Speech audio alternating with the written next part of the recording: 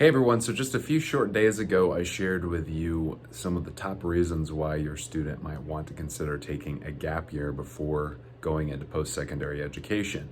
On the flip side of that, I thought it'd be interesting to look into some top reasons why a gap year might not actually be a good idea. So stay tuned for that in this video.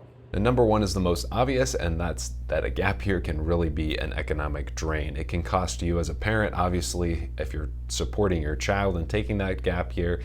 If a child is moving into independence and they're funding their own way in a gap year, it can be a net economic drain, obviously, as they're perhaps working, but also having to pay rent for groceries, for all those sorts of things for the first time. So while it can be a great way to gain some valuable experience and recharge, it can also cost a lot of money. So that's something to take into consideration, and a big negative about taking a gap year.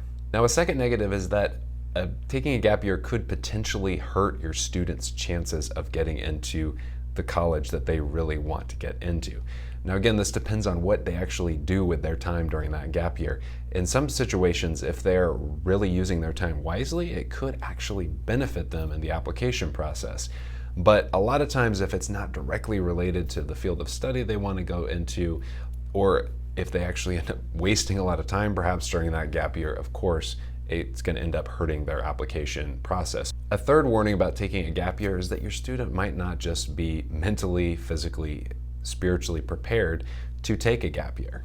They might really need the structure of school, of heading directly into some sort of post-secondary training, and so having all that freedom and free time perhaps of a gap year just isn't a good fit for who they are and their personality, where they are in life at that particular point. This is a big consideration, because you're talking about perhaps a 17, 18, 19-year-old young man or woman. Perhaps the maturity level isn't there to really handle a gap year, and that's something that you as a parent really have to figure out and evaluate yourself. A fourth negative is that a gap year could cause your student to lose a bit of momentum.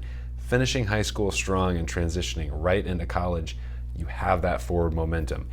Taking a break through a gap year, even if it's to pursue some great stuff, it could hamper the momentum a little bit. So take that into consideration as well. A fifth and final warning about a gap year is that you probably shouldn't encourage your student to take one if they're already pretty sure about what they want to do in college, what they want to study, what they want to pursue.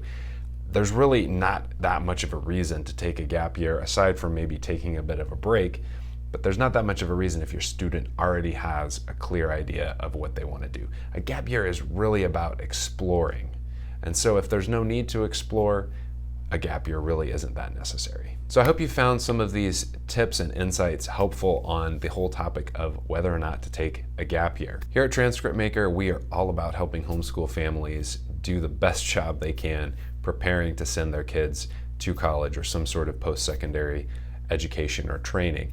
And that's why we're all about those high school transcripts. We would love to partner with you in helping you create an awesome transcript for your high school student. If you'd like to give Transcript Maker a free 14-day test run, we'd love to provide that for you. Just click the link at the end of this video and you can sign up for your free trial.